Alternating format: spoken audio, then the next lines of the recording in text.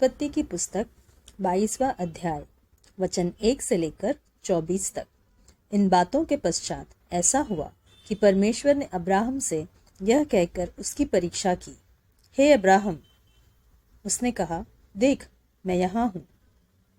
उसने कहा, अपने पुत्र को अर्थात अपने इकलौते पुत्र इसहाक को, जिससे तू प्रेम रखता है, संग लेकर मोरिया देश में चला जा और वहां उसको एक पहाड़ के ऊपर, जो मैं तुझे बताऊंगा, होम बलि करके चढ़ा।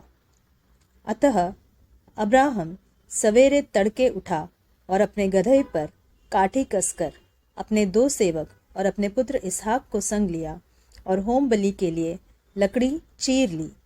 तब निकलकर उस स्थान की ओर चला जिसकी चर्चा परमेश्वर ने उससे की थी। तीसरे दिन अब्राहम ने आंखें उठाकर उस स्थान को दूर से देखा और उसने अपने सेवकों से कहा, गधे के पास यहीं ठहरे रहो, यह लड़का और मैं वहां तक जाकर और दंडवत कर कर फिर तुम्हारे पास लौट आएंगे। तब अब्राहम ने होम बलि की लकड़ी ले अपने पुत्र इसहाक पर लादी और आग और छुरी को अपने हाथ में लिया और वे दोनों एक साथ चल पड़े। इसहाक ने अपने पिता अब्राहम से कहा, हे मेरे पिता। उसने कहा, हे मेरे पुत्र, क्या बात है? उसने कहा, देख आग और लकड़ी तो है, पर होम बलि के लिए भेड़ कहाँ है? अब्राहम ने कहा, हे मेरे पुत्र, परमेश्वर होम बलि की भेड़ का उपाय आप ही करेगा। और वे दोनों संग संग आगे चलते गए। जब वे उस स्थान को जिसे परमेश्वर ने उसको बताया था पहुंचे, तब अब्राहम ने वहां वेदी बनाकर लकड़ी को चुन चुन कर रखा और अपने पुत्र इसहाक को बांधकर वेदी पर की लकड़ी के ऊपर रख दिया। फिर अब्राहम ने हाथ बढ़ाकर छुरी को ले लिया कि अपने पुत्र को बलि करे। तब यहोवा के दूत ने स्वर्ग से उसको पुकार के कहा, हे अब्राहम, हे अब्राहम। उसने कहा, देख मैं यहाँ हूँ।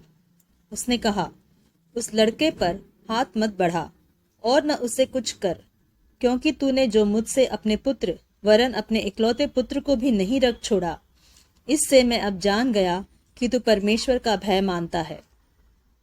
तब अब्राहम ने आंखें उठाई और क्या देखा कि उसके पीछे एक मेढ़ा अपने सींगों से एक झाड़ी में फंसा हुआ है। अतः अब्राहम ने जाके उस मेढ़े को लिया और अपने पुत्र के स्थान पर उसे होम बलि करके चढ़ाया। अब्राहम ने उस स्थान का नाम यहोवा यीरे रखा। इसके अनुसार आज तक भी कहा जाता है कि यहोवा के पहाड़ पर उपाय किया जाएगा।